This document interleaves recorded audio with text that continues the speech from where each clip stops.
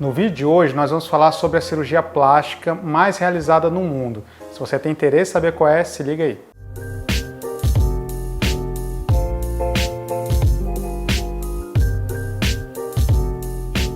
Olá, meu nome é Adilson Farrapeira, sou cirurgião plástico e nesse canal nós falamos sobre os principais assuntos envolvendo cirurgia plástica e procedimentos estéticos. Então, se você gosta desse tipo de conteúdo, não deixe de se inscrever no canal e já dê o seu joinha nesse vídeo. Bom, se você estava pensando em lipoaspiração, você acertou. A lipoaspiração é a cirurgia plástica mais realizada no mundo inteiro. Isso porque, primeiro, é um procedimento muito procurado, tanto por homens quanto mulheres, como também ele entra em outros diversos procedimentos. Por exemplo, toda vez que a gente faz uma mamoplastia, a gente sempre faz uma lipoaspiração na região aqui da axila, na região da lateral do tórax. Toda vez que a gente faz uma abdominoplastia, a gente também associa uma lipoaspiração. Grande parte das vezes que a gente faz um lift facial, a gente também faz uma lipoaspiração. Na ginecomastia também a gente frequentemente associa a lipoaspiração. Então, ela além de ser um procedimento muito procurado, né, a nossa lipoescultura que a gente chama, ela é muito procurada tanto por homens quanto mulheres, ele também entra na associação de diversas outras cirurgias plásticas. É um procedimento que a gente pode fazer tanto com anestesia local, quanto com anestesia geral ou peridural, enfim, isso vai depender muito do tamanho da lipoaspiração. Vamos supor que seja uma lipoaspiração muito pequenininha, então alguns pacientes têm algum problema ali localizado, às vezes aqui na lateral do abdômen, que a gente chama de pochete, né? Às vezes no culote, às vezes na papada. Então, esse tipo de lipoaspiração, quando é muito pequena, a gente pode sim fazer com anestesia local. O pessoal às vezes dá um nome comercial de mini lipo, lipo light, enfim. Mas é uma lipo pequena, em que a gente tira pouca quantidade de gordura e a gente pode sim fazer com anestesia local. Mas a grande maioria das lipoaspirações que nós cirurgiões plásticos realizamos são lipoesculturas. Então a gente faz lipoaspiração de diversas áreas do corpo ali ao mesmo tempo, no mesmo procedimento. Então a gente lipoaspira as costas, lipoaspira o abdômen, lipoaspira as pernas. Geralmente a gente pega essa gordura, já coloca em algum lugar que o paciente esteja precisando, como por exemplo o bumbum, né? Hoje em dia com a lipo HD a gente pode colocar essa gordura em outros locais, como por exemplo no músculo reto abdominal, para deixar aqueles gominhos mais bem definidos. Se o paciente for homem, por exemplo, a gente pode colocar no peitoral para o paciente ficar com um aspecto mais forte, no deltoide, às vezes no bíceps.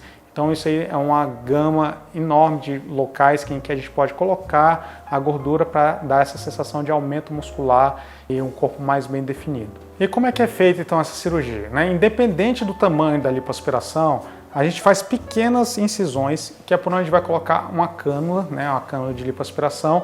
Por essa pequena incisão, antes a gente infiltra anestésico e soro fisiológico para que a cirurgia não sangre muito, né? E depois que a gente faz essa infiltração de uma solução, a gente vai começar a lipoaspirar. Então a gente vai introduzir uma cânula naquela região, ligada a um aparelho que vai fazer um vácuo e vai chupar essa gordura que está ali naquela área.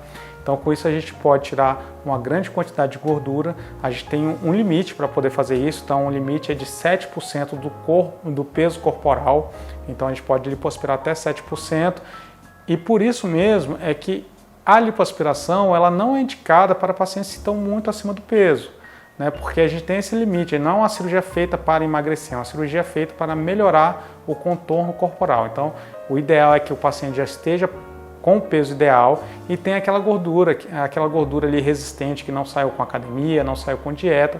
Esse é o caso ideal para a lipoaspiração, né? Então a gente pode vir ali e tirar aquela gordura excedente com esse limite de 7% do peso corporal e melhorar ali o contorno do paciente, o contorno corporal, pegar essa gordura, injetar em alguns músculos para aumentar o tamanho, o volume dessa musculatura. O pós-operatório dessa cirurgia vai depender muito do tamanho da cirurgia. Então, pode ser um pós-operatório um pouco mais doloroso, sim, se for uma cirurgia muito grande. Então, se a gente lipoaspirar várias regiões do nosso organismo, então é um pós-operatório um pouco mais doloroso. Eu acho que os pacientes eles relatam como se tivesse tomado uma surra mesmo, mas não é nada que não passe, não melhore com os nossos analgésicos de rotina. Então, dipirona e anti-inflamatórios, eles são suficientes ali para que o paciente tenha um pós-operatório mais confortável.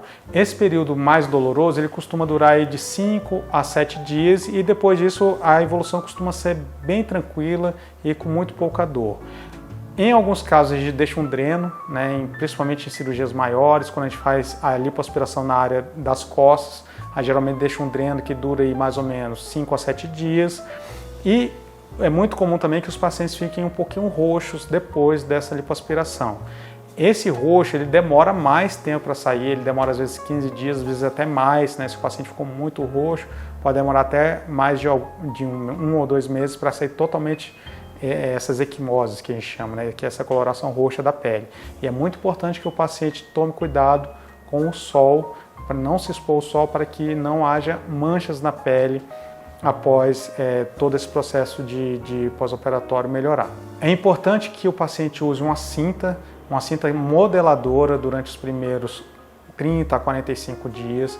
Em alguns casos de lipo HD, a gente, além da cinta modeladora, a gente usa algumas canaletas para reforçar aquela marcação da lipoaspiração HD que a gente faz, melhorando a marcação, por exemplo, do abdômen. Em alguns casos a gente utiliza uma tala também para melhorar essa compressão em algumas regiões para que não haja edema e que com isso a gente não perca resultados em termos de contorno corporal.